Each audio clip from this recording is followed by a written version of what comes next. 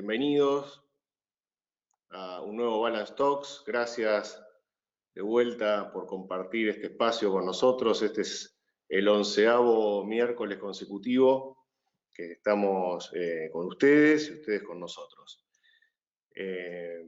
Hoy vamos a seguir analizando el comportamiento de los mercados internacionales, cómo está pegando la pandemia, cómo está reaccionando frente a los estímulos de los bancos centrales del mercado y frente a las realidades de los distintos países que se están volviendo a abrir.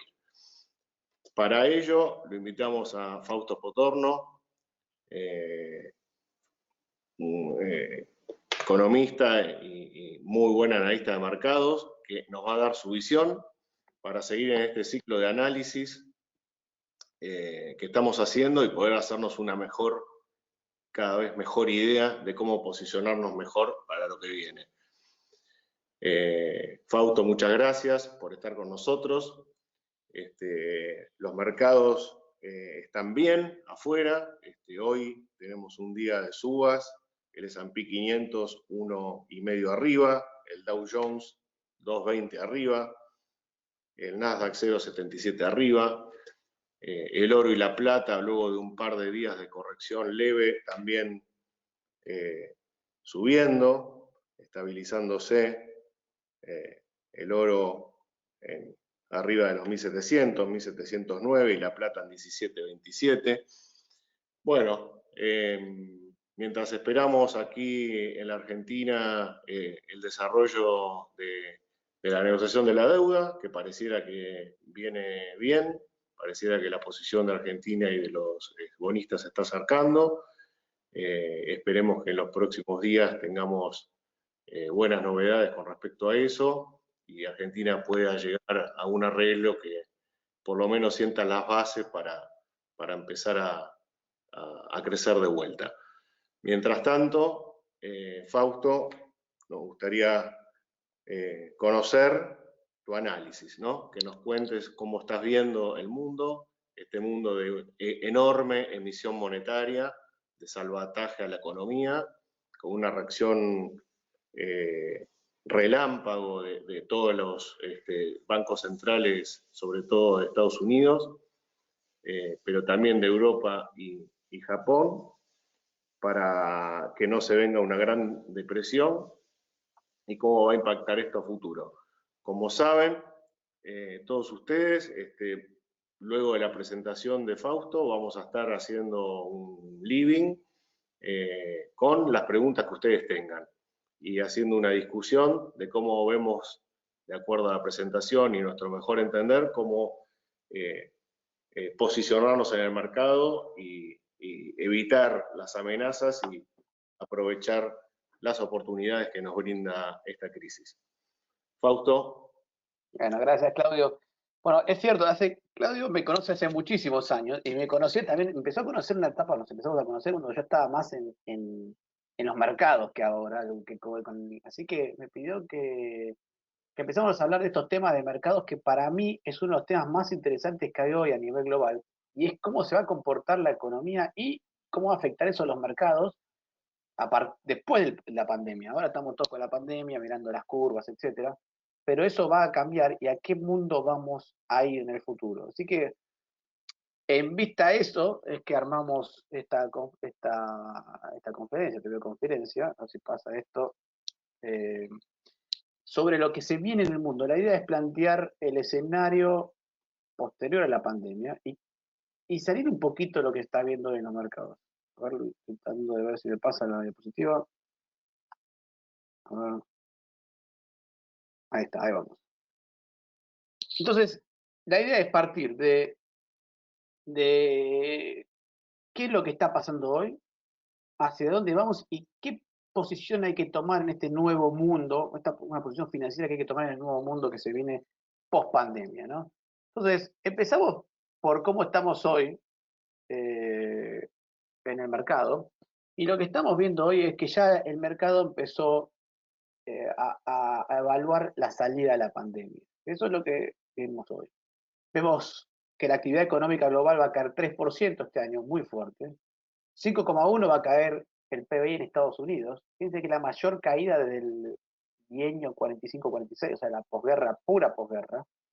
En algunos países como en Inglaterra es la caída más fuerte del siglo XVII, que fue el siglo XVIII, que fue la crisis de la South Sea Company. También lo que pasa es que es medio mentiroso ese número porque Inglaterra tuvo 4 o 5 años de caída del 5% anual en 5 años consecutivos en la Segunda Guerra. Pero si uno quisiera dar la nota extremista, podría ser que es la caída más fuerte del siglo XVII. Pero el mercado ya en realidad está dejando de preciar este impacto de la actividad económica. En el fondo, todo esto son datos viejos para el mercado y empieza a mostrar una salida o una posibilidad de recuperación en materia de actividad económica. Por eso que estamos viendo la recuperación en el S&P, en el Nasdaq casi tocando el récord, no está en el récord, pero está ahí al borde. Y el mercado muy dinámico en materia de crecimiento, ¿no? Ahora bien, el problema que empezamos a ver es que esta crisis de la pandemia en particular no es una crisis estándar, o por lo menos no es la típica crisis que conocemos nosotros.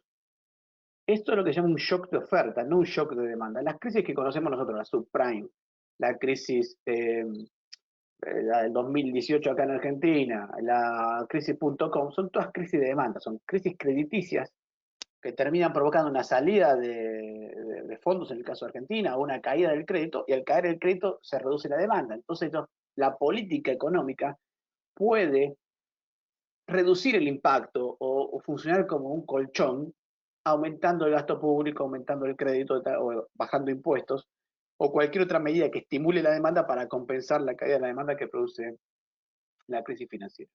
¿Ya? Entonces, medio que la política económica funciona como un shock absorber, ¿no? Absorbe una parte del shock. Eso no sucede cuando uno tiene una crisis de oferta. No hay absorción de shock.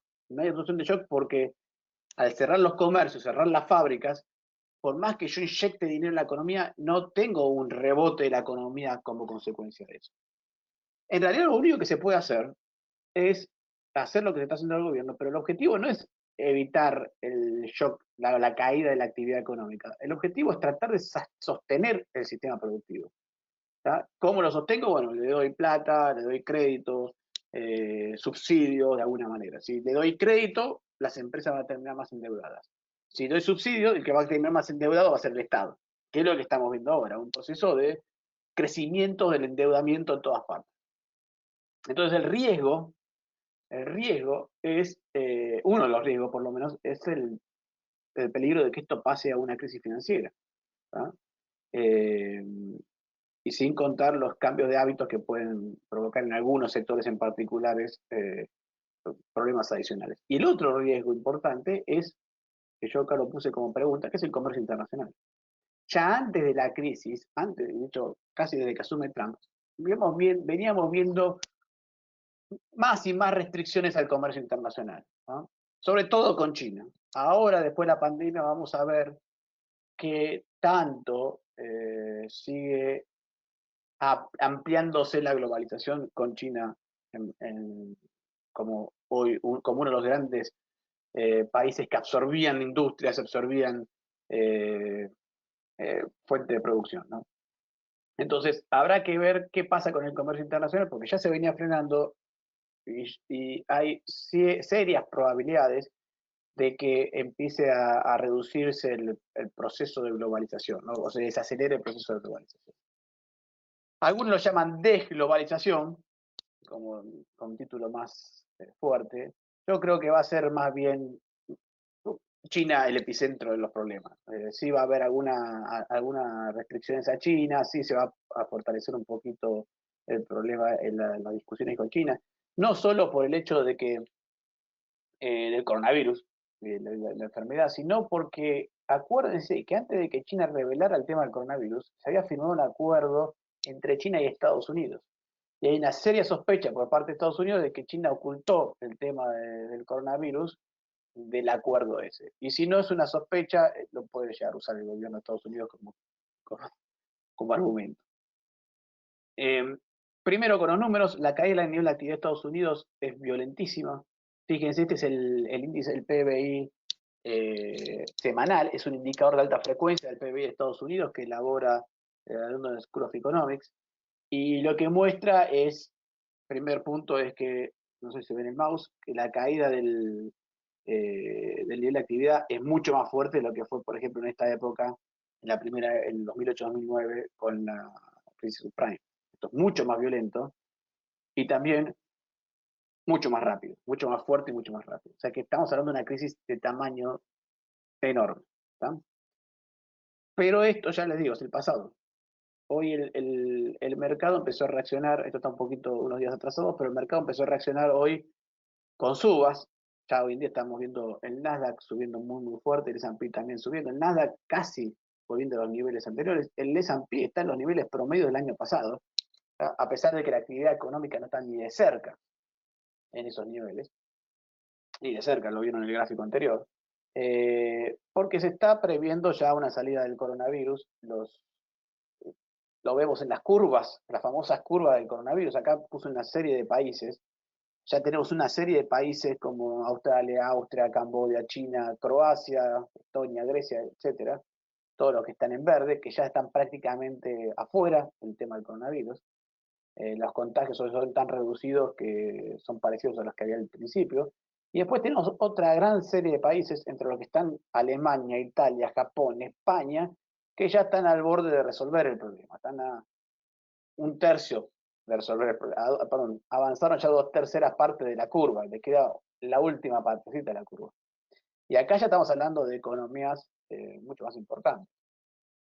La OMS dijo que hoy el epicentro del coronavirus es Latinoamérica, lo cual es muy probable que sea cierto, sobre todo Brasil, pero eso para los mercados es bastante poco relevante. Lo más relevante es lo que está pasando en los países desarrollados, y en ese sentido es que ya el mercado está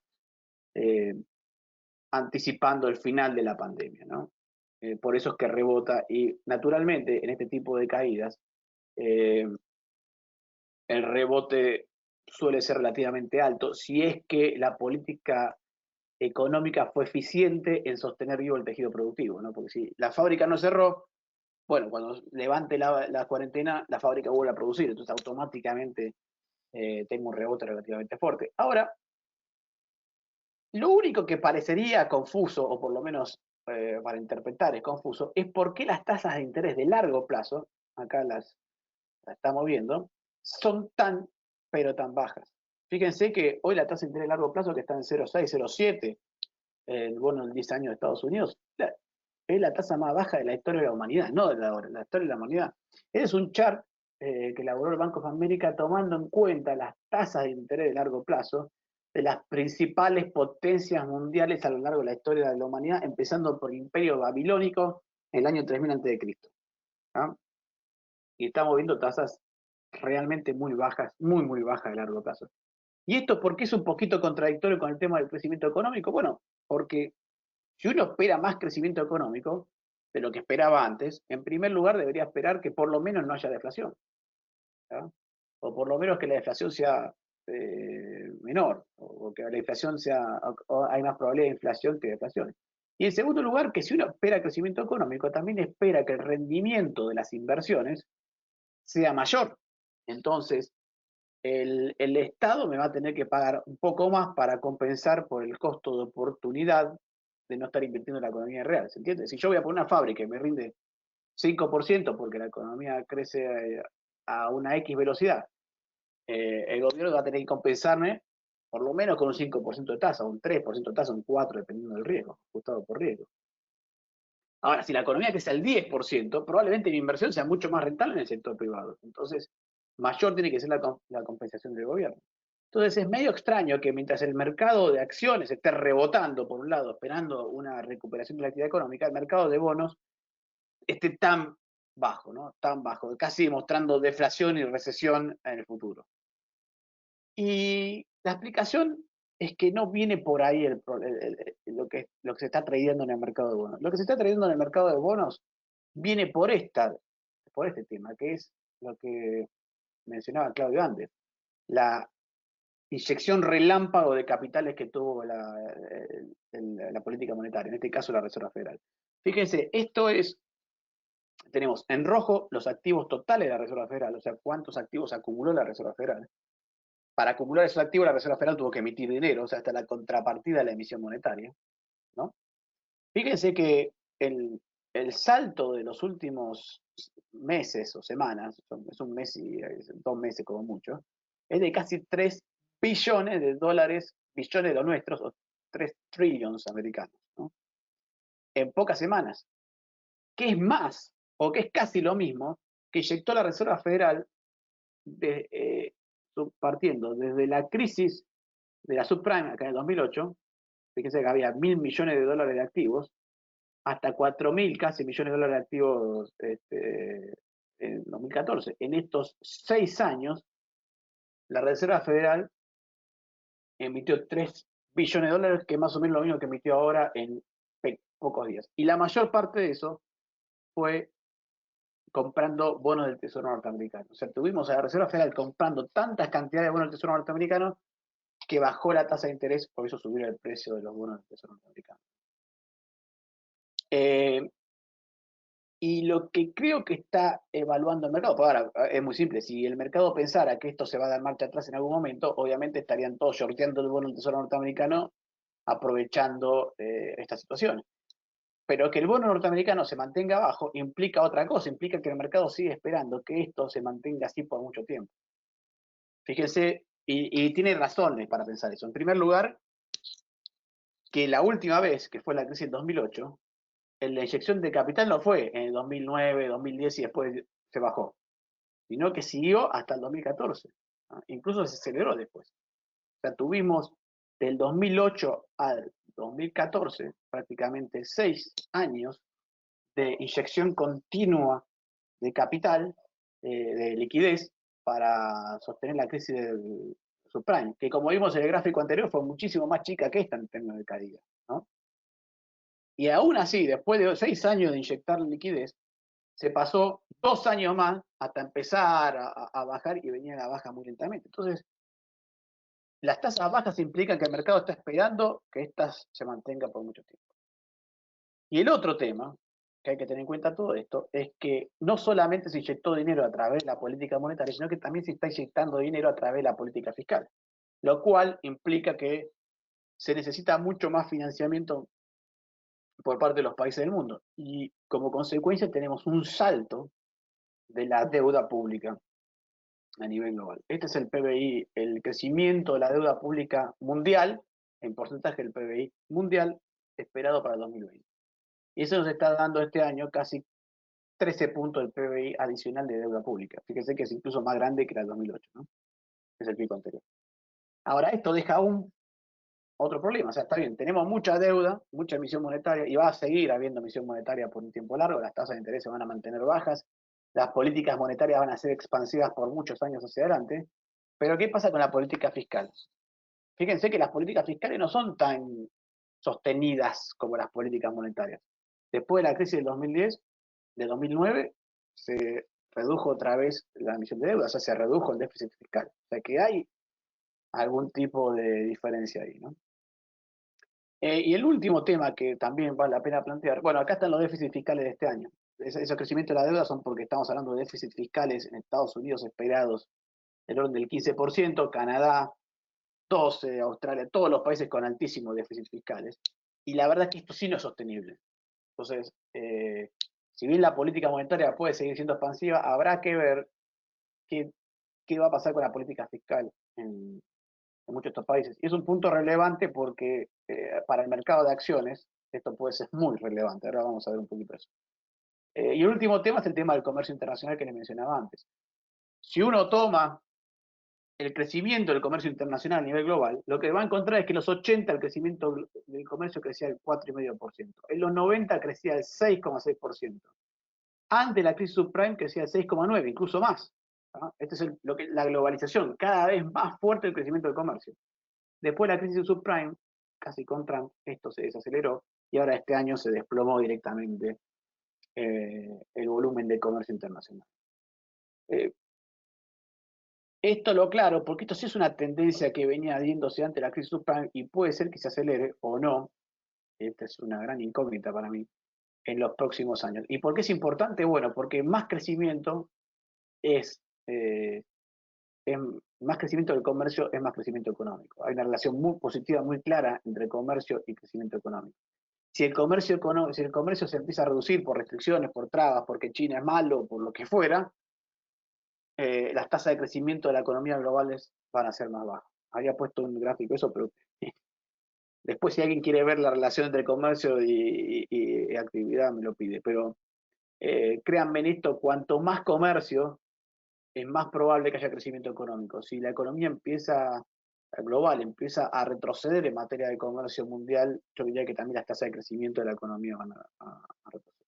Entonces, ¿qué escenario se viene? Porque acá tenemos tres puntos para discutir. Uno es la política monetaria, el otro es el comercio global y el otro es la política fiscal, que son tres temas importantes. Y acá lo planteamos en dos escenarios. Van a ver que hay muchos puntos de contacto en todos los escenarios, pero hay uno que es claro, que es el que marqué en amarillo, que es la política fiscal. El escenario 1, digamos, este es el escenario, lo puse escenario 1 para no llamarlo el escenario Viva la Pepa, o el escenario argentinización de la economía mundial, que es una desglobalización fuerte, o sea, todo el mundo retrocediendo en materia de comercio global, políticas monetarias muy expansivas, hiperexpansivas, después vamos a ver qué tan grandes expansivas tienen que ser, y políticas fiscales expansivas. Ahí puede ser que haya un ataque, digamos, si se viene una especie de onda más de izquierda a nivel global, de cerrar las economías, puede ser que haya un ensueño de impuestos a ricos y a empresas, el tema es de las empresas lo vamos a ver, pero hay un riesgo serio de que haya mayores impuestos corporativos, aumento de gastos sociales y más déficit. Las tasas de interés en este escenario tendrían que ser bajas, muy bajas, es más, negativas tendrían que ser. Porque ¿cuál es el contexto de este escenario? Bueno, que haya un proceso inflacionario muy fuerte que termine licuando las deudas, ¿no? En este escenario el resultado es más inflación con licuación de deudas vía inflación.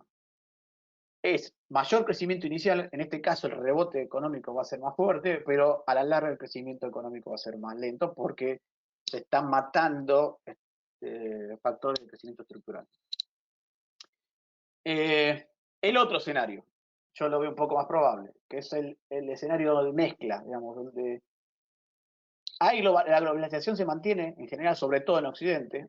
Yo creo que ahí hay tendencias de fondo que son muy difíciles de limitar.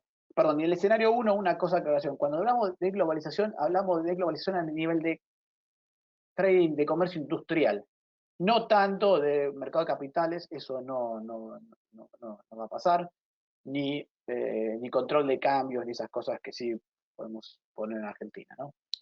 En el escenario 2, yo creo que ahí ya sería una reducción del comercio internacional, pero más concentrado en China, más que nada,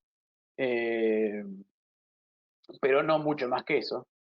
Sí, me imagino en este escenario, un escenario donde haya mucha más competencia por inversiones, o sea, para tratar de recuperar la economía lo más rápido posible, muchos países van a tratar de atraer inversiones a sus países, lo cual es importante porque desde ese punto de vista los impuestos corporativos pueden ser un instrumento muy relevante, de hecho un instrumento que venía creciendo como instrumento de atracción de inversiones.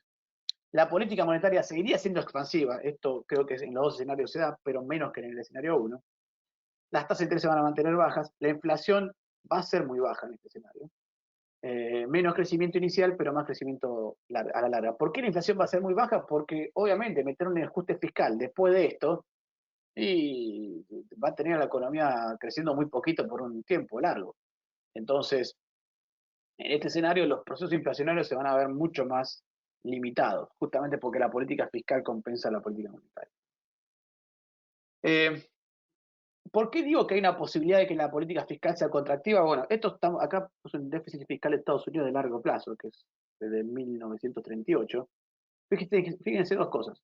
Después de la crisis del subprime, hubo un ajuste fiscal. Obama se pasó casi todo su gobierno en ajuste fiscal.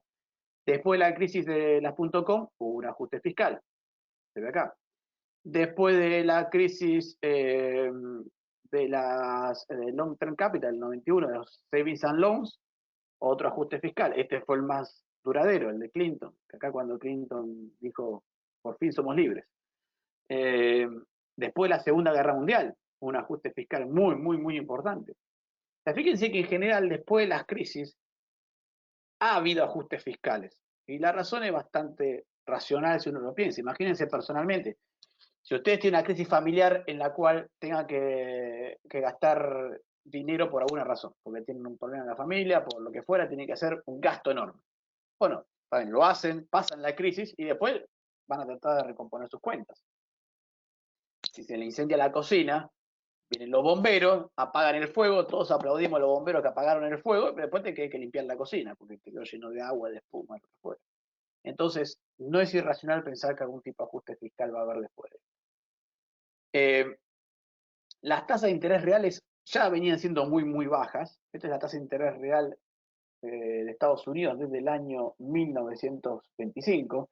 Fíjense que en general, en promedio, la tasa de interés real estaba alrededor del 2%, ¿tá? Pero hoy estábamos ya hace bastantes años con tasas de intereses reales por debajo del promedio, el promedio de la línea naranja. En grises tenemos todas las recesiones anteriores, ¿está bien? Y lo que es de esperar aquí es que, fíjense que después de las recesiones, hay procesos de baja de tasas igual. Esta es la recesión del 81, subió un poquito más, pero después empezó a bajar. Los 90 también subió un poquito, después bajó, fue mucho más chiquita. Así que no es siempre así, pero pasó en el 48, pero muchas veces después de las recesiones tuvimos procesos de baja de tasas de interés reales. Y creo yo que es una posibilidad que también la tasa de interés real. Ahora bien, hasta ahora les planteé dos escenarios como escenarios para ver, digamos, pero se los quería poner en números estos escenarios. Se lo voy a poner de esta manera, acá puse varios países y planteamos las cosas de esta manera. Supongamos que hay un escenario donde no hay ajuste, la política monetaria vuelve a la normalidad y todo el ajuste fiscal para ordenar las cuentas públicas es fiscal, ¿no? Como poner el escenario extremo, todo fiscal, todo monetario o una mezcla de las dos cosas. Por ejemplo, para que la deuda, el porcentaje del PBI de los principales países del mundo se estabilicen, excepto Alemania, que siempre está ordenado, los demás tienen que tener ajustes fiscales de orden de Estados Unidos del casi 4%, Francia el 3% del PBI, Italia el 2%, España el 4%, Reino Unido y Japón un poquito menos del 1,5, 1,6% cada uno. Eso sí, se quisiera volver a la política monetaria tradicional y hacer ordenar toda la economía vía ajuste fiscal. La otra opción es hacer al revés, que lo veo mucho, esto lo veo muy poco probable, pero la otra opción es hacer al revés, que es solucionar todo el problema con emisión monetaria. O sea, y acá lo pusimos en términos de la tasa de interés real. ¿Cuánto tiene que ser la tasa de interés real para que se licúe, para que la inflación licúe la deuda en porcentaje del PBI? Bueno, en Estados Unidos tendría que ser 4% negativo, tasa de interés real. En Francia 3,3, a España 3,4, Reino Unido 3,4, Alemania es el único que se la banca, es 0,1, Italia 0,4, ¿no? Pero lo interesante de esto es decir, bueno, mira, o tengo una política monetaria ultra expansiva con tasa de interés reales del 4,1%, o sea, tasa de interés reales del 4,1% significa que la tasa nominal, ¿no? Si estoy esperando una inflación del 2% anual, la tasa nominal tiene que ser del 6% negativo, ¿no? Pero tiene que ser negativa del 2%. Entonces, hablamos de todavía tasa de interés de los bonos del tesoro muchísimo más bajo. Y después lo que hicimos fue un mix, un escenario de mix. Y acá lo que vemos es que si se pusiera la tasa de interés real al 2%, que es más o menos la histórica, bueno, ¿cuánto tendría que ser el ajuste fiscal en ese caso? Y lo que estamos viendo es que, perdón, acá está la tasa nominal del 2%. La tasa nominal del 2%, bueno, ¿cuánto es el ajuste fiscal que se tendría que hacer? Así que lo que uno empieza a ver es que todo negativo, todo con política monetaria, es demasiada emisión monetaria y posiblemente implicaría tener tasas de interés reales muchísimo más bajas y tasas nominales, y les cuento, muchísimo más bajas.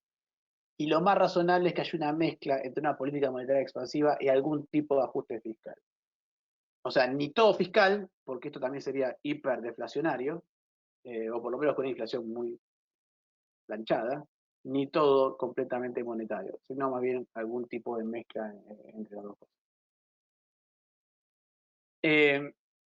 Ahora bien, dentro del ajuste fiscal que se puede venir, uno de los candidatos de los impuestos candidatos, de las medidas de ajuste fiscal, es subir la alícuota corporativa, la alícuota a las empresas, que es una de las alícuotas que más venían bajando en el mundo. Y acá lo que hicimos, esto lo hizo, es un trabajo de Credit Suisse, pero lo tomé yo para hacer afán un poco, que decir, bueno, a ver, ¿cuáles son los países donde hay más riesgo de que suban los impuestos corporativos? ¿No? Y acá están más o menos, arman un índice de sostenibilidad de impuestos corporativos y lo que dicen, miren, Italia tiene pocas chances de tener de sostener los impuestos corporativos en 25,7 como están hoy.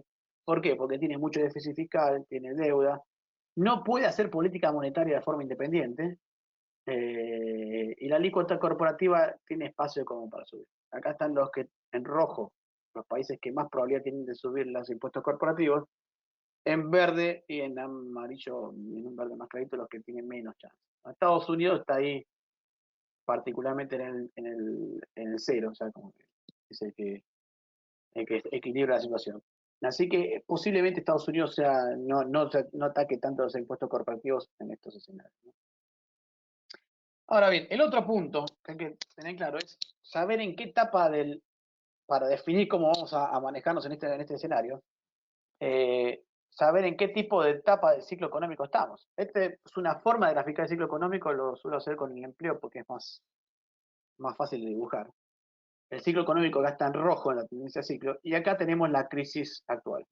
La pregunta es, y yo creo que es donde vamos a encontrarnos, que si bien va a rebotar la economía, nos vamos a encontrar con que recién ahí vamos a tocar el piso del ciclo económico.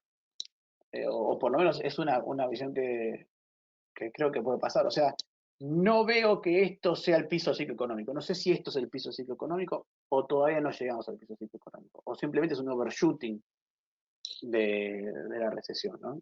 O de la caída de la actividad económica. ¿Por qué? Bueno, porque uno de los puntos fundamentales de todo esto es que todo el mundo se está endeudando muchísimo. Y salir de un proceso de endeudamiento implica ajustes para todos. Acá lo grafiqué en términos más, eh, para que se entienda, eh, conceptuales, ¿no? No sé si estamos ya en este punto del ciclo económico, aún saliendo del coronavirus. Hay que pensar seriamente cuando uno trae hoy en día que por ahí está en esta parte del ciclo económico. Lo que pasa es que esto tuvo como un overshooting que después se va a acomodar, ¿tá? Y digo esto porque no es lo mismo cómo se invierte si uno está acá y espera que se venga esto, que si uno está acá y espera que se venga todavía esto. En general, lo que llamamos esta parte del ciclo económico de recesión tardía, las tasas de interés son bajas, el crecimiento es negativo o bajo, y hay perspectiva de deflación. Lo que se suele invertir acá es en títulos públicos porque es simplemente defensivo, no hay mucha ganancia para hacer en ese lugar. En este caso, lo que uno suele invertir es en acciones, porque ya está viendo que salimos de la recesión y todo. Si bien creo que esto, en parte hay acciones para invertir, no sé si está tan claro eso, ¿no? Es un punto para discutir, la verdad tengo dudas.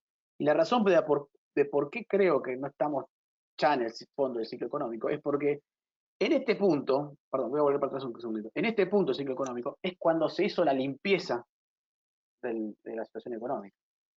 Eh,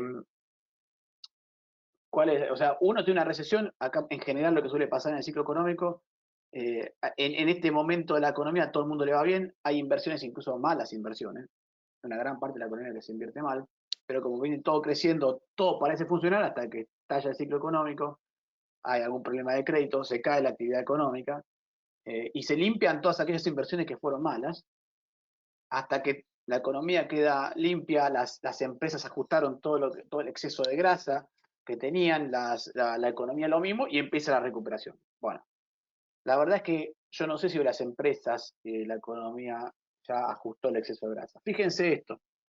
Acá no sé, no está muy chiquitito, pero acá arriba tengo la deuda, el ratio deuda patrimonio neto, el debt to equity, y lo que está mostrando que ya antes, esto es el 2020, ya estamos en niveles récord de relación deuda por equity de las empresas. Y esto es el crecimiento de la deuda corporativa este año, 2020.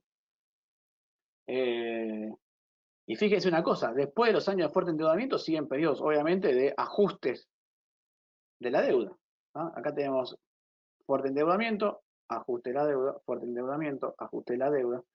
Entonces, podemos decir que estamos en el piso del ciclo económico y que a partir de acá las empresas ya están limpias, ya sacaron la grasa de encima, ya pueden salir a crecer, o todavía le falta ese proceso. Y si todavía le falta ese proceso, entonces no estamos acá, estamos más bien por acá. Lo que pasa es que la pandemia tuvo un impacto tan violento, tan fuerte inicialmente, que nos hace la sensación de que cualquier rebote, va a ser recuperación, pero no sé si lo graficaría así. Por eso le puse el grafiquito de desempleo que me pareció una forma de mostrarlo, ¿no? Entonces, para mí los drivers post pandemia a la hora de invertir son los siguientes. No está claro que el final de la pandemia ya se acabó, o que acabó el proceso recesivo. Habrá un rebote natural, claramente, pero no está claro si se acabó toda la limpieza del proceso. La política monetaria va a seguir siendo expansiva. Hay que ver qué pasa con los cambios de costumbres. Claramente el home office y el teletrabajo algún impacto va a tener en la forma de trabajar. Va a empezar a aparecer un proceso de deuda, de bajas de deuda, perdón. El sector público van a tener que hacer algún tipo de ajuste fiscal, creo yo. No me parece que el escenario sea el de pura emisión monetaria y sin ajuste fiscal, o sea, el de viva la pepa, me parece que va a haber una mezcla. Y el sector privado se va a tener que desapalancar, ha tomado mucha deuda. Entonces, el crecimiento económico no va a ser el más fuerte. Si estamos en la parte del ciclo que les mencionaba, entonces no va a haber tanto crecimiento económico. Va a haber un rebote inicial, sí, pero no sé si tanto crecimiento económico. Y desendeudamiento empresario y la recuperación de empleo va a ser lento, ¿no? Entonces, ¿qué significa para los mercados esto? Para las acciones, bueno, si hay desapalancamiento, si hay menos leverage, las ganancias por acción van a empezar a bajar. Tienen que bajar. Hay riesgos altos en aquellos sectores que están muy endeudados. Lo único, ahí sí es cierto que puede ser, y esto es positivo para las acciones, que al tener tasa de interés baja, tasa de descuento baja, puedan mejorar las valuaciones. Aquellos sectores que están menos endeudados y con mayor capacidad de crecimiento, lo digo por algunas empresas tecnológicas, siguen siendo atractivos, porque si estás poco endeudado, con tasas de interés bajas, podrías apalancarte, podrías tener la posibilidad de apalancarte. Y después está el tema del cambio de los patrones de consumo, que hay que ver cómo funciona. Acá hay algunos puntos claros. Por ejemplo, bienes de lujo no es un sector en donde estar invirtiendo en los próximos años, me preguntan. Y después está el tema de la deuda corporativa, que es otra forma de ver las acciones privadas. Lo que diría es, las tasas son bajas, habrá liquidez para las deudas corporativas. Entonces lo que hay que enfocarse es en la solidez del negocio. O sea, realmente hay un buen negocio ahí. Y obviamente la solidez patrimonial. Eso es clave en estas condiciones. Porque, ya dijimos, va a haber proceso de desapalancamiento. Si bien va a haber liquidez, va a haber proceso de desapalancamiento. Y el riesgo es que si estás en un negocio que por ahí no está en los negocios top más claves de todos, se te pueda dar vuelta la tortilla si estás muy endeudado con muchos problemas, ¿no? Después voy a poner un ejemplo de sectores que pueden ser esas características. Entonces, ¿qué sectores son los de mayor crecimiento en mi situación? Tecnología y comunicaciones. Claramente ese sector viene bien. El teletrabajo, fíjense, estamos en los comienzos de este sistema. Esto aceleró todo un poco los procesos, pero no es algo que se va a retirar. Vamos a aprender a manejarlo, por ahí no va a ser tan excesivo como es en este momento, pero estamos en los procesos, en el inicio del teletrabajo como temática. Seguridad informática, transporte de nueva generación, este va a ser un tema interesante. Tesla y ese tipo de productos que compiten con los autos. Fintech, medio de pago, va a ser también un sector interesante. Construcción, casi seguro, construcción, con posibles aumentos de gasto público y tratar de recuperar y tomar gente en el futuro, ahí sí va a venir una política fiscal un poquito más. Si bien por el lado me imagino una política fiscal donde por el lado de los impuestos haya ajuste, por el lado del gasto se va a concentrar más en la construcción, ese va a ser un sector interesante. Y el consumo básico, los staples, que suelen funcionar en época de bajo crecimiento como contrapartida de los consumos del lujo, ¿no? Se pasa, bueno, si uno mira qué sectores son los que más cambiaron, o sea, cuáles son los más perjudicados por la pandemia, lo vamos a encontrar acá abajo. Acá tenemos esto es el crecimiento de los 3 meses previos en celeste a la pandemia de las acciones, el valor de las acciones. En azul, los últimos 3 meses, o sea, con la pandemia. Y en gris acá tenemos la diferencia. O sea, cuáles son los sectores que más cambiaron en ese periodo. Y lo que estamos viendo básicamente, porque son los sectores que uno dice, bueno, estos son los sectores que menos negocios tienen a futuro, en principio. Debería pensar en eso, ¿no? Y acá sí lo que vemos es que tecnología y salud son los sectores que menos han cambiado, son para mí los más positivos, y por eso que lo ponía entre los más atractivos, ¿no?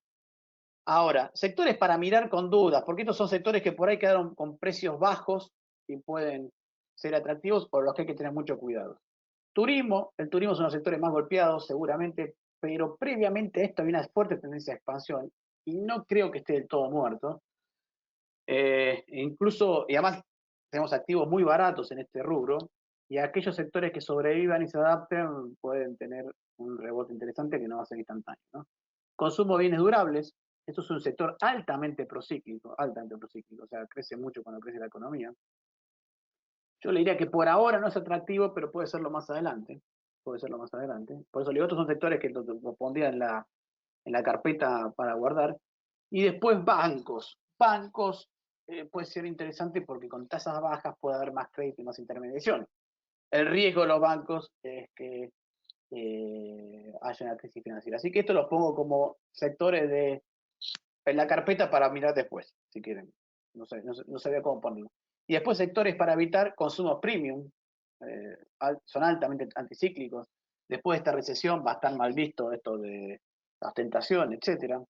Empresas y sectores con alto nivel de apalancamiento, automotrices, ¿por qué? Porque tienen alto nivel de deuda, está en un sector de bienes durables, que es un sector procíclico, y encima tenemos este cambio de las tecnologías automotrices que hacen que el negocio tenga algunas dificultades, ¿no? Y después otro tema es las empresas que se dedican al comercio internacional, justamente por esto de el menor consumo en general. Ahora, ciclo de mercado. Ahora, el ciclo del Dow Jones. Este es el ciclo de Dow Jones de 1896. Fíjense que más o menos son ciclos de 18, 17 años. Los últimos han sido más cortos. 11 años fue el del 2002. Y ahora parece que seguimos estando en un ciclo relativamente positivo de la bolsa. Y hasta ahora, fíjense que la caída a la pandemia ni se reflejó. Pero tampoco es un ciclo que esté al comienzo, ¿no? Me parece que todavía está bastante maduro y que puede estar afectado. O sea, mi sensación es que puede haber todavía un ciclo creciente en el mercado, en principio, en parte por el rebote de la actividad y en parte eh, eh, porque van a estar bajas las tasas de interés, pero hay que tener muchísimo cuidado con el tema sectorial. Me parece que el tema sectorial es clave. Esto lo voy a pasar muy rápido, estos son simplemente los sectores más apalancados. Automotores están arriba de todo, servicios de reparación, seguros, son los sectores más apalancados y son los que hay que tener cierto cuidado, ¿no? Y del otro lado tenemos algunos sectores industriales que están relativamente con bajo apalancamiento. Fíjense que acá son interesantes estos sectores que tienen doble punto. Son tan poco apalancados y están vinculados a la construcción, que les dije que son los sectores eh, que pueden ir bien, ¿no? Entonces, bueno, los menos apalancados, ¿está bien? Y con esto del apalancamiento lo que les quería mostrar es lo siguiente, yo con esto voy terminando. Fíjense la diferencia, esto que les decía del riesgo del apalancamiento, eh, lo que es la diferencia entre empresas patrimonialmente sólidas, este es el rendimiento de las AAA y esto es el rendimiento de las triple C. Y el gris, el spread, ¿no? Lo que estamos viendo es un tema importante para mí a futuro porque se va a valorar muchísimo la solidez patrimonial, por lo menos los próximos meses, incluso el próximo año, de las empresas a la hora de invertir, ¿no? Va a ser un tema clave para mirar. Entrando los bonos, rápidamente van a ser muy bajos los rendimientos de los bonos, sobre todo los AAA. Pueden sufrir un poco los bonos emergentes, porque en estas condiciones, si todavía nos falta cambiar un poquito del ciclo económico, puede haber todavía un flight to quality, o sea, ante riesgos financieros puede haber un flight to quality, así que le va a pegar manos a los bonos emergentes y a las monedas emergentes. Y las commodities. Las commodities, para mí son una intriga, o no una intriga, o por lo menos tienen una particularidad. En el corto plazo tienden a debilitarse aquellas commodities agrícolas vinculadas al crecimiento económico, etc. Y tiene a fortalecerse las commodities oro, plata, etc., que son casi monedas. Ahora bien, si vamos a un escenario donde hay mucha emisión monetaria y poco ajuste fiscal, y eso va a llevar a una aceleración inflacionaria, los commodities son muy atractivos, porque es una forma de comprar inflación, es comprar commodities. Ahora, si vamos a un proceso de mucho ajuste fiscal y no tanta expansión monetaria, entonces diría que no, porque los commodities son más bien algo que tiene valor cuando hay presiones inflacionarias, ¿no? El riesgo país, fíjese lo que le digo, sí, la pandemia ya causó un flight to quality y esto se mantiene, ha bajado un poco el riesgo de los países, esto es basado en JP Morgan, pero sigue siendo alta comparado a donde estábamos antes, ¿no? O sea que tengan claro que ya algo de eso se descuenta. Las monedas, acá puse las monedas de Brasil, Chile, Colombia, México, Paraguay, Perú, Uruguay, todas se han estado devaluando. No pongo Argentina porque se me va de escala, pero todas se han estado devaluando, lo cual refleja esto la anterior que les decía antes. Hay un proceso de flight to quality que se va a mantener. No sé si se va a acelerar, pero sí se va a mantener. Y el tema de commodities tenemos las commodities vinculadas al crecimiento, como el petróleo que se desplomó, soja, trigo, maíz, por suerte no tienen tantos cambios porque son de primera necesidad, pero han bajado un poco. Y el oro ha empezado a subir un poco. En ese rango estamos empezando a ver la Bitcoin como algo más parecido a los commodities. Fíjense, por lo menos en esta parte, que el gráfico del Bitcoin es muy parecido, no al del oro, pero sí al de la plata, por ejemplo, o al platino. Sobre todo hay que tener en cuenta que el Bitcoin ahora se cortó a la mitad la tasa de crecimiento de las Bitcoins. Se saben que las Bitcoins crecen a una velocidad constante. Ahora, hace 2 semanas, vino el día donde la tasa de crecimiento de la Bitcoin se corta a la mitad hasta que deje de crecer absolutamente. Y también puede ser atractivo si uno lo mira como una commodity más de estas tipo oro, plata, platino. Este gráfico solo para mostrarle que sí se comporta muy parecido a la plata, a la Bitcoin, esa es la única relación que yo le encontré. Y que también puede ser atractivo desde ese punto de vista como una commodity que similar a la plata, no al oro, pero sí similar a la plata que puede usarse en caso de emergencia para mantener el valor del dinero, ¿no? Sí, bueno. Así que, síntesis última y terminé, les prometo que esta es la última. Escenarios alternativos, hay 2 escenarios básicamente, ajuste fiscal y política monetaria expansiva, política monetaria muy expansiva sin ajuste fiscal, ¿no? Como síntesis son los 2 escenarios que uno tendría en la cabeza. Búsqueda de seguridad, va a haber bonos soberanos y bonos corporativos AAA, y acciones hay oportunidades en sectores de crecimiento con bajo nivel de endeudamiento, ¿no? Commodities y criptomonedas pueden ser una oportunidad en escenario de mucha expansión monetaria y alta inflación. Bueno, con eso termino. Bueno, me parece que eso es lo que yo veo como un escenario y como las reglas para invertir, si uno quiere verlo de aquí en adelante. Bueno, Fausto, muchas gracias por la presentación y el análisis. Ahora vamos a ir a las preguntas y vamos a ver cómo suma tu análisis a lo que ya venimos viendo. Nosotros estamos viendo que realmente la expansión monetaria es enorme. Sí. Y nuevamente los bancos centrales del mundo, liderados por Estados Unidos, responden a cada crisis con mayores y más potentes emisiones monetarias que sabemos que a la larga se traducen en que las cosas valen más. Mm. Y lo que uno tiene que las cosas, y qué son cosas, las empresas, los commodities, las propiedades, etcétera. Lo que uno trata de ver acá es cuál es el timing para posicionarse y cuáles son los activos que más van a capturar esa inflación monetaria, ¿no? Sí. Pero bueno, vamos a analizar eso un poco. Acá hay algunas preguntas que vamos a empezar con las preguntas de Argentina, porque hay algunas preguntas de Argentina que son obvias de la preocupación que todos tenemos. Mm. Y todas hechas de distinta manera, pero más o menos todas enfocadas a lo mismo. Y pensando que, yo creo que todos estamos pensando que Argentina va a arreglar la deuda. Ahora, yo creo Sí. que tiene una gran oportunidad Argentina en este momento de poder renegociar su deuda y con un deal un poco mejor, un poco peor, que ya está muy cerca, tener un alivio bastante bueno por los próximos 3 años y tener tiempo para ir acomodando las cosas.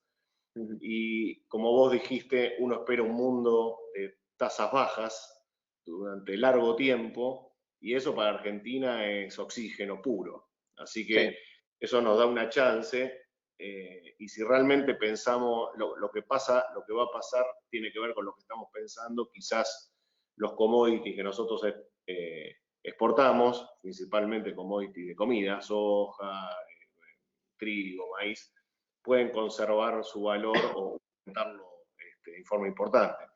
Así que bueno, yo veo desde ese punto de vista que hay una gran oportunidad, pero teniendo en cuenta que eso ocurra, porque si eso no ocurra ya el escenario es completamente otro, ¿cómo ves vos la absorción de pesos post pandemia y post deuda? Es decir, hoy la única manera que tiene Argentina de responder a la crisis es emitiendo moneda porque no tiene crédito externo, ya todos lo sabemos.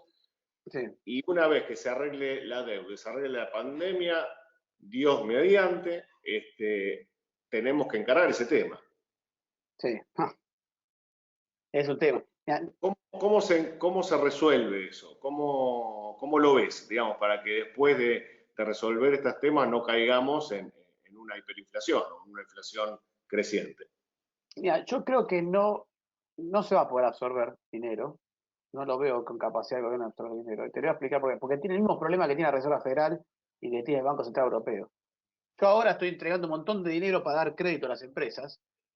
Lo que no puedo hacer es que cuando empiece a arrancar la economía, sacarle el dinero porque las quiebro. Vos pensás que las empresas que vayan a arrancar a partir de ahora no les puedes pedir que corran porque tienen 4 tiros en las gambas, como me decía uno, ¿no? Están bastante heridas. Entonces, no vas a poder sacar dinero a la calle porque la vas a terminar fundiendo a las pocas a las que sobrevivieron a la pandemia. Lo que sí puede hacer el gobierno es tener un programa fiscal muy serio para tratar de ir lo antes posible a un equilibrio primario y tratar de mantener la cantidad de dinero lo más estable posible. Entonces, que la misma inflación que va a aparecer, porque no creo que le puedas evitar alguna proceso inflacionario. Por otro lado, hay un nivel de actividad bajísimo, ¿no? Que también Pésimo. eso apunta a deflacionar, ¿no? O sea, ¿cómo ves vos? ¿Qué tiene más peso? ¿Es ese bajo poder, esa malaria, como decimos, o la emisión monetaria? En realidad, a ver, tiene más, no es el problema solo de la emisión monetaria, es la credibilidad del peso lo que te está tirando, te genera la inflación. La actividad económica se desplomó en abril, pensá que en abril, en la actividad económica de abril del 2002 industrial, es la misma, perdón, la abril del 2020, es la misma que te hace en diciembre del 2002, el mismo nivel de actividad económica que en diciembre del 2002. O sea, después de rebotar lo de la crisis, pero es el mismo nivel de actividad económica. O sea que estás en muy bajo nivel. Ahora bien, me parece a mí que lo que juega no es tanto la emisión monetaria per se, sino la credibilidad de ese peso. Entonces, vos lo que ves, ¿por qué? Porque el argentino, en Estados Unidos, el Banco Central emite dinero y del otro lado tiene un aumento en la demanda de dinero, porque la gente cuando está en situación crítica financiera, cuando tiene riesgo financiero, lo que busca es la seguridad. ¿Ah? Entonces, ¿qué es lo más seguro? Y tener los billetes uno arriba del otro en casa. Claro, si el billete vale algo, o si le tenéis confianza al billete. Entonces, cuando en Estados Unidos aumenta la emisión monetaria en una situación financieramente complicada, del otro lado tenés un aumento en la demanda de dinero por la búsqueda de seguridad. En Argentina, cuando pasa eso, nosotros también buscamos los dólares, como hacen los americanos, no los pesos. ¿Por qué? Porque no vemos en la tenencia de pesos un activo seguro. Entonces salimos a buscar al activo seguro, que es el dólar, por eso la brecha cambiaria se amplía. Y eso hace que a la larga el peso tengas un proceso inflacionario de todas maneras, ¿no? Es una pérdida del valor del peso. La forma de darle valor al peso, o tratar de recomponer el valor del peso, es solucionar el tema de la deuda, tratar de ordenar la política económica después de la pandemia, de forma más seria posible, y tratar de arreglar la política monetaria de tal manera de ir absorbiendo con crecimiento, si querés, o con recuperación, el exceso de peso. No lo vas a lograr al 100%, pero es lo mejor que se puede hacer en estas condiciones, digamos. Bueno, ok. Acá hay una pregunta que si quisiéramos invertir en empresas extranjeras desde Argentina, ¿recomendarían hacerlo a través de CDRs? Eso lo podés contestar vos. Te lo pregunto a Sí. vos. Yo sí, creo que sí se puede. No tenés la variedad que podés tener de afuera, pero tenés algunas cosas interesantes haciéndolo de acá, ¿no? Sí, nosotros lo venimos recomendando, digamos, desde la practicidad y desde el incentivo y positivo también, ¿no? Porque, digamos, comprar una acción afuera, si yo quiero comprar Apple, ponele, o Microsoft, que son dos empresas que a nosotros nos gustan, por ejemplo, Claro. para dar ejemplos, afuera lo puedo hacer, pero cuando la venda voy a tener un 15% de impuesto a las ganancias, en cambio, haciendo a través de un CDR, estoy exento de ese impuesto. Así que Claro. realmente para las empresas que tienen volumen y que se pueden operar, el CEDAR es muy Sí. recomendable. Dirías que tenés menos variedad, pero más practicidad y algunas ventajas impositivas, ¿no? De esa Claro. manera. Y ya que estamos con CEDARs, hay una pregunta acá que tiene que ver, ¿cómo impacta en la operativa de los CEDAR la regulación del lunes, que establece un nuevo parking? Esa creo que es más para que la conteste yo. Sí, vamos. La verdad que no tiene demasiado impacto, ya hay muchos CEDAR que se está transando con muy buen volumen en el mercado local y además los plazos de liquidación afuera, que son entre dos días y 3 días, 48 horas, 72 horas, se pueden extender también a 5 días, con lo cual será un proceso durante esta semana, se va a reacomodar, pero no afecta en lo más mínimo. No. ¿Qué más? Siguiendo con el tema CEDARS, ¿cómo se explica la baja de la acción de Barrick, que viene en caída consecutiva hace varios días? Sí, hay dos temas ahí importantes. El oro venía subiendo, había subido bastante Barrick, pero también hay cuestiones específicas de la empresa, ¿no? Hay temas de endeudamiento de la empresa y de capitalización que son relevantes en este caso. Comprar Barrick es una forma de comprar oro, pero no es comprar oro exactamente, ¿no? Parece que Sí, no, y además el oro durante los últimos, hoy no, hoy ya se estabilizó y subió un poquito, pero tuvo una corrección los últimos 3 jornadas más o menos, 3 o 4 jornadas, y Barrick había subido mucho. Yo creo que está en una corrección momentánea, sí, yo también. potenciado un poquito también por la baja del dólar, que con las nuevas medidas que hubo, me parece que está en una oportunidad de compra en estos valores. Sí. Eh, Sí, hay bastantes empresas ahí a nivel global en CDRs que son interesantes para comprar, ¿no? Yo creo que hay bastante. decíles, a ver No, qué es lo que a mí vos me ves. gusta, por ejemplo, yo le dije ahí me parece las tecnológicas me gustan todas, yo creo que estamos recién empezando, avanzamos mucho con el tema tecnológico, pero estamos recién empezando a ver todo lo que puede pasar en materia tecnológica. Eh, Todavía hay cosas que no se nos ocurren, no te puedo decir en qué se está invirtiendo, pero hay cosas que no se nos ocurren que van a pasar en materia tecnológica. Eh, los medios de pago electrónicos también van a tener un desarrollo grande. Ahí tenemos, incluso Mercado Libre sigue siendo recontra atractiva. Eh, a nivel global. Apple, Barrick me encanta, de hecho, Disney me parece una buena empresa para comprar. Porque está bien, ahora estamos viendo Disney recontra golpeada porque cerraron los parques y todo, pero sabemos que el turismo, cuando rebote el turismo, Disney va a estar ahí. Y además, no nos olvidemos que Disney estaba por lanzando su plataforma digital para competir con Netflix, y esa va a andar también. Tiene ahí Sí, una cartera de activos interesantes, así que hay empresas interesantes ahí en CBR para invertir, ¿no? coincido. A nosotros Disney nos parece también una muy buena opción y aprovechar su caída para entrar. Ujú. Y todo lo que tiene que ver con la nube también, ¿no? Sí, totalmente. Amazon, Microsoft, que también hay que considerar y ser cuidadoso, ¿no? Porque el rebote que ha habido en el mercado ha sido muy importante. Después de la caída, si tomamos el S&P como promedio, cayó con el tema del coronavirus o como 30% y casi de 3.400 cayó a 2.300 y ahora ya está en 3.100, o sea que Sí. hay que ver si este rebote no es un poco prematuro, ¿no? Y tener un Por poco ahí. de paciencia. Pero a Eh, largo eh, plazo es cierto que esta pandemia nos ha demostrado que la tecnología está y que este cuento recién empieza, ¿no? Porque Exactamente.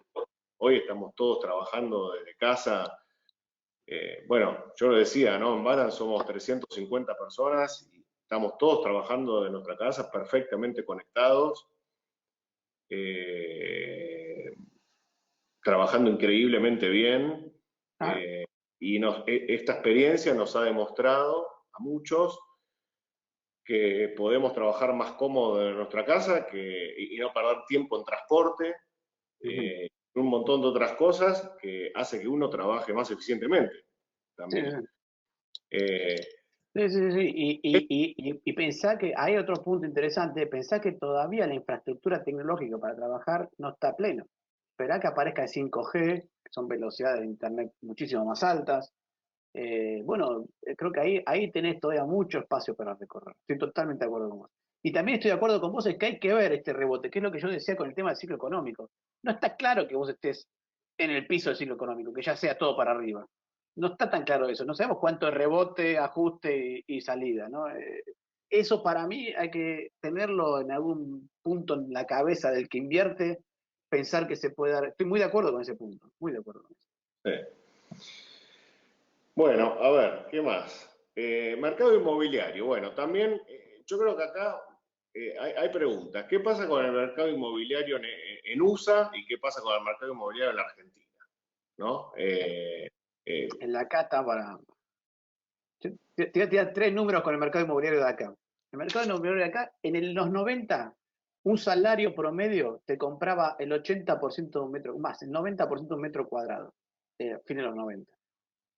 Hoy un metro cuadrado, un salario promedio te compra el 13% de un metro cuadrado en Argentina. El precio está disparadísimo en términos de lo que se puede comprar.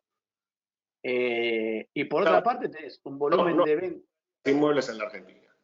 No se vende inmuebles. No hay venta de inmuebles y hay récord histórico de inmuebles para vender. Eso te demuestra que el mercado no está equilibrado, ese mercado está desequilibradísimo en términos de precios. Así que el precio va a caer. ¿Qué puede hacer bajar el precio? Y probablemente las nuevas inversiones inmobiliarias. Porque ahí, en el mundo como ajusta, en el mundo ajusta cuando la gente que tiene crédito hipotecario empieza a vender. Pero acá hay muy poquita gente con crédito hipotecario. Entonces lo que te termina haciendo el ajuste en general suele ser los nuevos emprendimientos que empiezan a bajar precios y te manejan el mercado. Pero va a ser un proceso lento porque hay mucha oferta. Lentísimo. Lo único bueno es que el costo de construcción ahora con este dólar tan alto bajó un montón y que eso puede alentar la construcción nueva. Pero para que el mercado se depure, ¿no? Es Va a llevar como tiempo. un lugar para evitar por ahora, ¿no? Sí. Sí, ahí hay que ver. Yo digo, por ahí, construcciones nuevas por ahí puede ser atractivo si encontrás el terreno, porque ahí los costos son bajos, pero para, para inmuebles hay que tratar de evitarlos, estoy de acuerdo. Y a nivel internacional, Estados Unidos, bueno, ahí con tasas bajas los inmuebles suelen ser altos, porque empieza a aparecer el crédito hipotecario y además empieza a aparecer esto que te decía, va a haber construcción nueva, va a haber nueva infraestructura, los estados van a hacer autopistas nuevas y zonas que no eran comerciales desde el punto de vista hipotecario lo van a hacer. Entonces, por ahí, lo que hoy es un desierto, por ahí en 2 o 3 años tenés una nueva mini ciudad, de Estados Unidos sobre todo, que se abren así de la nada, y sobre todo teniendo en cuenta el cambio tecnológico que estábamos hablando antes, ¿no? Hoy casualmente hablé con un colega y amigo muy experto en real estate en Estados Unidos y ellos están viendo un cambio dramático, ¿no? Con esta experiencia de coronavirus, donde la propiedad de oficinas en ciudades la ven muy mal, Muy mal. y valorizándose los lugares más suburbios, rurales, con mejor calidad de vida, donde lo importante es la conexión y no tanto estar en la ciudad donde hay más incomodidad y ya no garpa tanto, ¿no? Porque muchas empresas ya muy importantes como Google, Twitter, le han comunicado a sus empleados que pueden quedarse en la casa y trabajar de ahí si así lo quisieran. Así que mucha gente va a elegir no hacer el commuting. Me estoy imaginando Manhattan, ¿no? Sí, estoy de acuerdo. Así que ahí hay que tener mucho cuidado, ¿no? Es más, te voy a decir, el negocio, me estaban comentando, el negocio ahí en Manhattan y esos lugares, ya no es más la compra de un inmueble. A ver, ¿quiénes viven en Manhattan hoy? ¿Quiénes buscan vivir en Manhattan hoy? ¿Quiénes buscan vivir en las ciudades, en los centros de las ciudades? Las jóvenes sin hijos y nada. Y esa gente no compra inmuebles, esa gente alquila inmuebles. Entonces, y cuando cambia de trabajo, lo que está pasando ahora es que cuando cambian de trabajo, cambian de alquiler. Entonces, bueno, trabajo cerca de, no sé, en Nueva York, en el centro de Nueva York, ahí donde están las pantallas, Madison Square Garden, bueno, trabajos me alquilo por ahí, cambio el trabajo a otra parte, me mudo y alquilo en otro lado. Entonces ya ese mercado es completamente diferente. Y me está pasando eso en Estados Unidos, en Colombia estaba pasando lo mismo, en Madrid, Barcelona, y después la gente compra afuera, que es lo que decías vos. Bueno, acá hay otra pregunta que también se repite bastante y que es más para mí que para vos, pero Dale. piden la opinión de Balas, que con respecto a deuda corporativa local para invertir acá. Bueno, ahí a nosotros depende un poco siempre los créditos, ¿verdad? Hay que mirar los créditos, pero en general las empresas argentinas que hoy tienen deuda en el mercado y que han salido últimamente a emitir deudas son muy sólidas. A nosotros nos gusta todo lo que es el papel corto en dólar hard. Muchas emisiones que se han hecho hace poco, que son títulos a 12 meses, 18 meses. A ver, San Miguel, MSU, AES, PCR, Vista, Tecpetrol, Pampa, Energía, bueno, hay algunos bonos que nos gustan más que otros, pero digamos, esos nombres Sí, son todos grandes. son todos sólidos. Después está IRSE y Cresud, que bueno, en el corto plazo están un poquito amenazadas porque, bueno, por los shopping, pero son empresas muy sólidas que se han manejado y que durante décadas en la Argentina muy bien. Así que también ahora las empresas han empezado a emitir deuda dólar link, que es también un activo que nos gusta mucho, Claro. porque sigue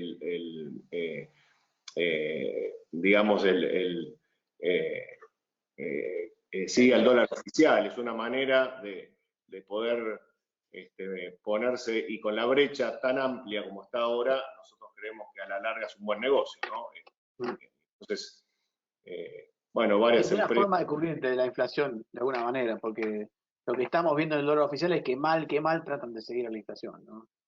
Sí, Así que, y además el dólar oficial es hoy la variable más atrasada de todas, así que nosotros pensamos que va a caminar más que la inflación, más que la tasa de interés, y a la larga va a converger hacia una brecha menos amplia, así que nos parece una buena manera de hacer un catch-up también con con el dólar. Y ahí hay que mirar bien los créditos. Nosotros estuvimos emitiendo la semana pasada IRSA, YPF, Geneia, y hay mucha demanda, mucho interés por este tipo de papeles, así que es algo también para seguir de cerca. No sé cómo lo ves vos, Sí, Fausto. estoy de acuerdo, estoy de acuerdo. Me parece que el dólar oficial, el dólar link hoy es claramente la variable más atrasada, la variable que más expectativa de suba tiene, lo ves en la brecha cambiaria, etcétera. Y el gobierno lo está corrigiendo a poco. No sé si va a dar un salto violento, no lo veo como una cosa, porque No, todavía el gobierno tiene mucho control, pero sí que lo vamos a ir viendo crecer de a poco, ¿no? un crawling peg Un acelerado. peg acelerado, sí. Sí, sí. Y hay una pregunta para vos, Fausto. Acá dice, ¿seguís viendo imposible la emisión de cuasimonedas? Esto es una pregunta interesante, dado el problema de recaudación que hay, ¿no? En las provincias, en los municipios y demás. No lo veo imposible, porque además con la pandemia no descarto que algún municipio empiece a emitir cuasimonedas. Lo que veo es que el gobierno lo va a tratar de evitar, ¿no? Y con la cantidad de pesos que está emitiendo, digamos, sería una tontería casi política. No digo económica, política, eh, no emitir, no darle un préstamo en pesos con emisión monetaria a la provincia o al municipio que esté por emitir una cuasimoneda. Económica, digo que es una tontería política y no económica, porque económica puede tener hasta cierta racionalidad, incluso si tenés un programa en la racionalidad actual, ¿no? Pensando en estas condiciones, donde se paga parte del ajuste a través del gasto público, pero yo veo que hoy políticamente no va a querer Alberto Fernández que aparezca la cuasimoneda por ningún motivo. Bueno, a ver, acá hay otra pregunta. ¿Sirven hoy las ON de Dólar Link que están saliendo? Sí, bueno, eso ya lo contestamos. Sí. El cambio de paradigma post pandemia, ¿cree que impactará sobre la industria oil and gas? ¿Volverá a ser la Bueno, industria antes de antes? Este es un tema para... interesantísimo ese. Sí, Otra vez, volviendo al punto fundamental de lo que yo estaba tratando de decir. Acá hay dos escenarios posibles. En los dos escenarios hay emisión monetaria, ¿está? Eso no lo olvidemos, ¿no? Hay emisión monetaria en los dos escenarios. Lo que pasa es que en uno la emisión monetaria es mucho más reducida y en el otro, uno más reducida con ajuste fiscal y otro es emisión monetaria para donde quieran ir. Entonces, en el escenario donde hay emisión monetaria a lo loco y no hay ajuste fiscal, diría que el precio del petróleo va a subir enseguida, rápidamente, los commodities van a subir todo rápido, porque va a tener una presión inflacionaria muy grande. En el otro escenario, posiblemente al inicio no lo veas tan claro eso, porque todavía vas a encontrarte con que después de la pandemia hay ajustes fiscales, los ajustes fiscales te frenan un poquito el proceso, pero como después la política monetaria sigue siendo expansiva, en algún momento vas a empezar a ver subas de los commodities en general. Ahora, el petróleo en particular depende no solamente de la inflación, sino también del crecimiento económico global y del comercio global. Entonces, yo creo que le va a ir bien al petróleo y gas, pero no tan bien como era cuando teníamos a China creciendo, el volumen de comercio global creciendo eh, a, a, a, todo trapo, eh, en este segundo escenario donde algo de ajuste fiscal hay, y la política monetaria no es tan expansiva por tanto tiempo. En el otro escenario sí, porque es todo mucho más inflacionario, ¿no? Pero más por inflación que por crecimiento realmente del volumen de petróleo, ¿no? Pero estoy hablando de los dos escenarios. A mí lo que me parece es que inicialmente le va a costar un poquito recuperarse y después va a ir agarrando potencia. Acá hay una pregunta que, bueno, un poco la insinuamos o la dijimos, pero capaz que está bueno entrarle más de lleno. ¿Cómo se explica que si bien se repite que todavía no llegamos al piso de la crisis, el S&P está casi en los máximos? No. Bueno, ¿Qué hay? ¿Un poco de negación? hay, yo, Pasa? hay algo de negación ahí. Yo creo que ese es el punto.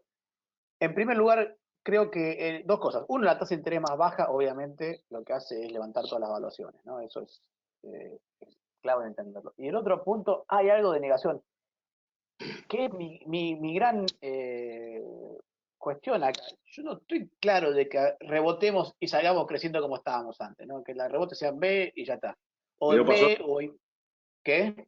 que no pasó nada. Bajó 30%, subió y no pasó nada. Sigue la No foto. pasó nada. Yo no estoy yo creo que va a rebotar y en algún momento nos vamos a encontrar con que, pará, che, la crisis sigue, ¿eh? Está bien, rebotamos, pero todavía tenemos acá un montón de empresas que están todas endeudadas, que no crecen, que tuvieron que despedir gente, que, bueno, y ahí nos vamos a encontrar con que, bueno, va a haber que mirar un poquito más los sectores, que es justamente el punto que estamos hablando. Entonces, me parece que algo de negación hay, o si querés decirlo de otra manera, falta procesar un poquito más el post, post pandemia, digamos. Ah, está bien. La pandemia, ya estamos pensando en la post pandemia. Bueno, ¿qué pasa después de la post pandemia realmente, no? Eh, ¿Qué es el punto de esto? ¿Qué escenario más allá de eso vemos? Y me parece que todavía, bueno, lo que decía, el piso de un ciclo económico, el piso de una crisis implica mucho más que solamente salimos de la pandemia. Implica tener a las empresas bien competitivas y bien productivas, que es lo que hace que salgas de un ciclo económico negativo. Y eso todavía no lo tenemos. Eh, Va a pasar eso en algún momento, pero todavía no pasó. Sí, Y falta ver cuánto eso. yo pienso que hay un poco de negación en el mercado Sí, y me da la sensación de que el mercado en algún momento va a entender que no es tan fácil la recuperación y que es muy probable que haya otro letdown antes de que venga esa, este, el final, sí. sí, la reflación de activos, ¿no? Así que hay que ser cuidadoso, hay que ir de a Sí. poco. Por eso digo que hay que elegir bien los activos a nivel accionario, ver que el negocio sea sólido, en primer lugar, que este es un negocio que ande, tecnología es un negocio que anda, que la empresa sea sólida financieramente, porque sí estoy de acuerdo. Yo creo que todavía nos vamos a encontrar con que mucha mugre que va a haber que limpiar después de todo esto, ¿no? Y ahí quiero ver en qué situación estamos. Sí, para hacerte muy práctico, ¿no? Tesla llegó a 900, se cayó a 400, ya está en 800 y pico de vuelta, no sé, viste, si es tan... Sí, sí, sí. compraría Tesla tan tranquilo ahora. Wow. Nada, más que es un bien de lujo, ¿viste? Pero bueno, Claro. ¿Qué pensás de Brasil? bueno, Brasil, que le Brasil. vienen pegando con todo. ¿Qué pensás de Brasil? ¿Tendrías un bono brasilero?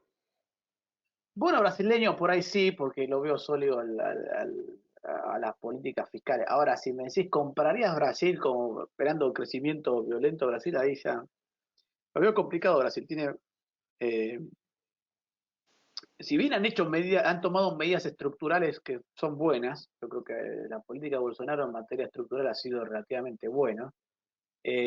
Todavía no ha logrado crecer. Hace años que no crece Brasil. Brasil está planchado casi como nosotros, desde el 2014, con una Ujú. economía que todavía sigue siendo eh, muy pesada como Argentina, si querés.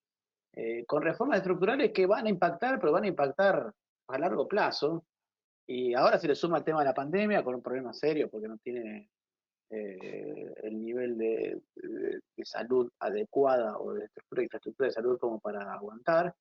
Y creo que algunas empresas importantes como Petrobras, etcétera, brasileñas, las de construcción, van a tener un periodo de ajuste. Entonces no sé si no sé si donde yo pondría el plato hoy sería Brasil, digamos, ¿no?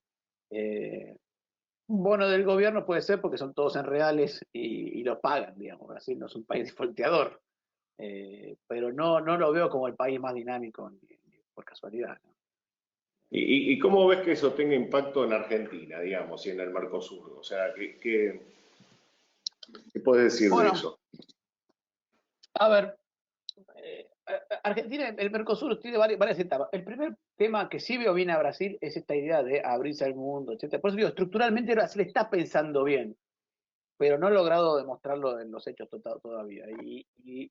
Y por lo menos no lo va a demostrar lo suficientemente rápido como para que se vea ahora la economía.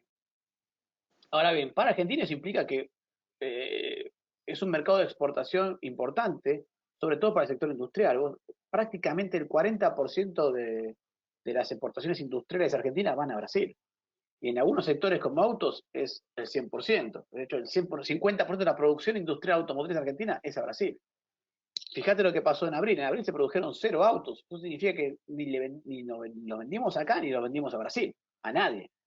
O sea que para la industria, Brasil es una parte importante. Te diría que prácticamente es el 15% de la industria argentina. Entonces, un Brasil que no crece implica que tenés el 15% de la industria argentina parada. Sumale a eso que tenés el 40%, la industria argentina, puede dividirla así, 40% vinculado al mercado interno, 15% vinculado a Brasil, y después tenés el resto, el 45% restante vinculado al agro, al petróleo o a la construcción. ¿Está? Decime, si el mercado interno no crece, si Brasil no crece, ya tenés ahí el 50% de la industria que cuesta crecer. Después sí puede crecer el agro, construcción y industria, ¿no? Pero es un impacto importante, sobre todo para el sector industrial. Bueno, No, vamos terminando últimas dos. última Acá hay una pregunta. pregunta que para los dos, industria de fondos comunes de inversión, alguna estrategia, pesos, dólar link, fondo de acciones a largo plazo. ¿Cómo te gusta a vos? Bueno, a ver, Dollar Link me gusta por lo que dijimos antes, el sector más atrasado de todos. Me parece un instrumento recontra atractivo. Acciones, yo acciones todavía es interesante, pero es como para hoy en Argentina es para buscar rebotes nada más, ¿no?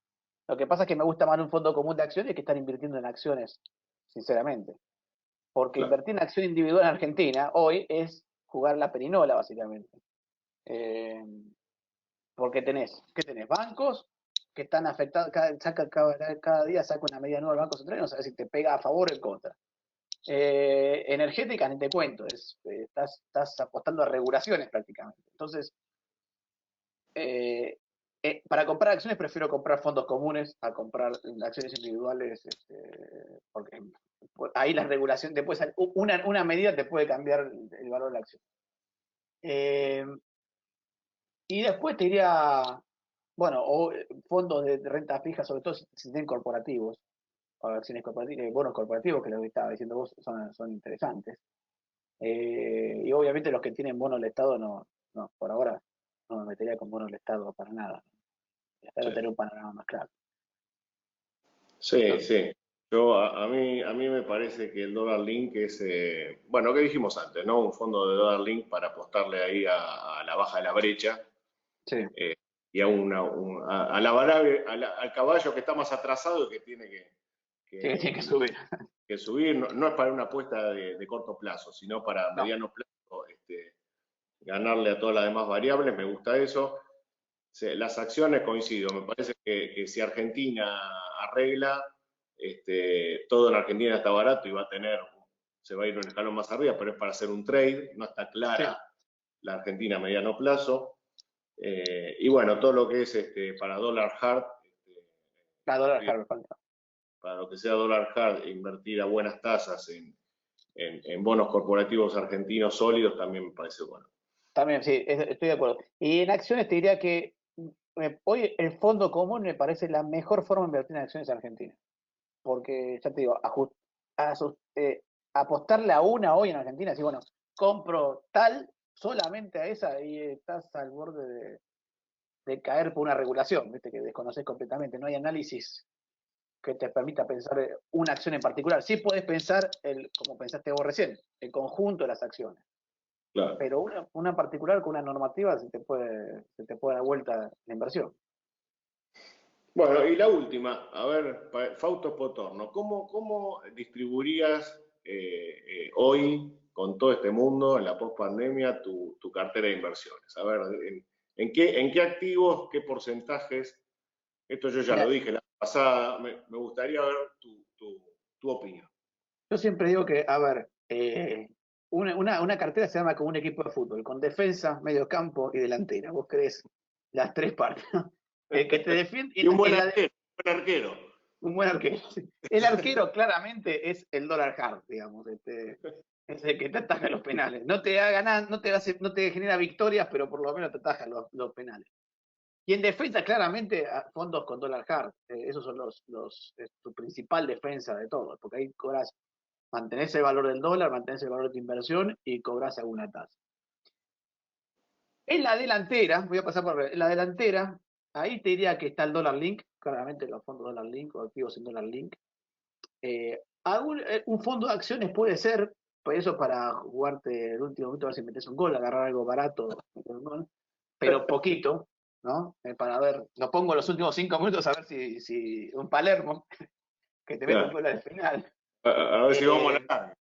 a ver si ganamos, tal cual. Eso pondría muy poquito, pero me parece que estaría formado básicamente por fondos dólar link, en gran parte, fondos de dólar hard para defensa, y en el medio creo que hay bonos corporativos que es lo que, te, que no son dólar link, sino tasa que te pueden, activos con ser me gustan ahí en el medio campo también. Me parece que es Bueno, un buen instrumento también activos con ser. sí, Entonces por yo lo te menos diría que te cubre la inflación a mediano plazo. te cubre la inflación a medio plazo. Entonces te pondría, ponele un 30% en dólar hard en defensa, seguramente. Un 30% lo pondría en bonos dólar link y acciones, en fondos de acciones, y el resto, el 35% del medio en ser y bonos corporativos. Pesos. ¿Y afuera qué te gusta? Si tuvieras que armar esa carterita Afuera, bueno, que afuera, fuera afuera yo el mercado de afuera. te diría que también agregaría en la cartera, pondría CDR seguro, también una Ah, parte importante. Tendría que redistribuir, pero pondría CDR seguro ahí adentro, ¿no? Porque me gustan. Disney, ya te dije, me gusta mucho Disney. Me gusta Microsoft como inversión, me gusta Google. Microsoft me gusta más, me gusta más las tecnologías que tiene Microsoft hoy en día. O por lo menos Google ya la conocemos, pero Microsoft tiene tecnologías muy interesantes dando vueltas. Eh, Tesla me gusta como idea, pero me parece que el precio está en cualquier lado, que es lo que decías vos. Pero me parece que ahí estás apostando un poquito al futuro. No me gustan las automotrices en este momento, excepto Mercedes, alguna así muy, pero no sé si la puedes comprar. Eh, no tendría buenos corporativos afuera, eso sí tendría buenos corporativos AAA o AA, ese tipo de activos, en empresas bastante sólidas, me gustan, pero mi interés está básicamente en empresas tecnológicas o de fintech, es donde más pondría la mira, y en algunas empresas de construcción y de activos de construcción, ¿no? Incluso US Steel o alguna de esas de construcción. X US Steel es una empresa que me parece que puede ser atractiva en algún momento porque es como la empresa americana por excelencia y está en el ujú. sector de la construcción, ¿no? Te falta la bandera atrás. Y como creo que se viene una época así de nacionalismos importantes, me parece que es un instrumento atractivo también. Pero creo que esa sería la cartera. Pondría, y además, yo ahora pensándolo bien, ampliaría más la cantidad de CDRs en la cartera local. Te diría que ahí en medio campo, CDR sería probablemente hoy lo que más domine, ¿no? CDR de Algo, que algo de oro también por ahí como para Barrick, un 5 que pegue patada, ¿no? un 5 que pega patada, tal cual. Exactamente. Un Simeone ahí o un Mascherano necesitamos ahí. Ah, Y ahí tenés Barrick, que Barrick es una empresa que me gusta para acá, para tener oro de alguna forma en Argentina es muy interesante, ¿no? Barrick como instrumento. bueno, Fausto, un placer realmente, la verdad, Igualmente, Claudio. poder tener tu aporte y seguimos enriqueciendo nuestro intelecto para posicionarnos mejor para lo que viene. Así que gracias, No. gracias a todos por estar con nosotros una vez más. Y bueno, espero que lo hayan disfrutado y que hayamos aprendido todos algo. Les mando un abrazo grande y nos vemos el próximo miércoles. Chau, Abrazo. chau.